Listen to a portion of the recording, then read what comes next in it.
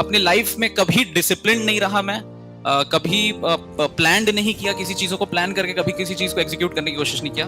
पिछले 2 साल में डिसिप्लिन और प्लानिंग, सिर्फ यही 2 चीज थी जो मेरे साथ कंसिस्टेंट रही, जिसका रिजल्ट मेरे को 2 सालों में मिल गया। तो मैं आप सभी को एक ही चीज बोलूंगा कि अगर जैसा कि भैया बोले कि अगर मैं कर सकता हूँ विथ 50% और 60% मेरिट, तो आप में से कोई, मैं जानता हूँ शायद इस हॉल में सबसे कम परसेंट मेरा ही होगा 10th क्लास में, मेरे सबका मेरे से ज्यादा होगा।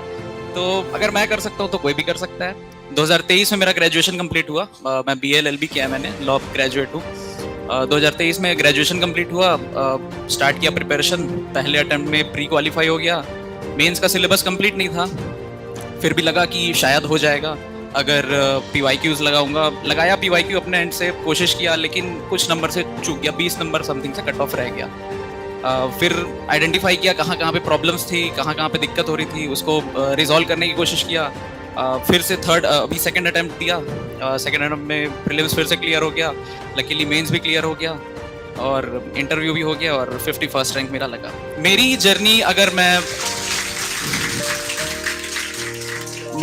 अगर मैं बताऊं तो मैं बचपन से बहुत बिलो एवरेज स्टूडेंट था, मतलब 10th क्लास में 50%, 12th में 60%, ऐसा मेरा स्कोर कार्ड था।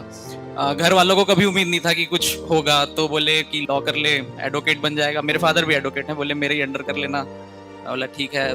पहले शुरू में लगा कि ठीक है कर लूंगा, लेकिन धीरे धीरे समझ में आया कि नहीं, वो भी थोड़ा मोनोटोनस है, एक ही फील्ड में ज्यादा काम है। लगा कि नहीं, मेरा नेचर थोड़ा डायनामिक की तरफ है।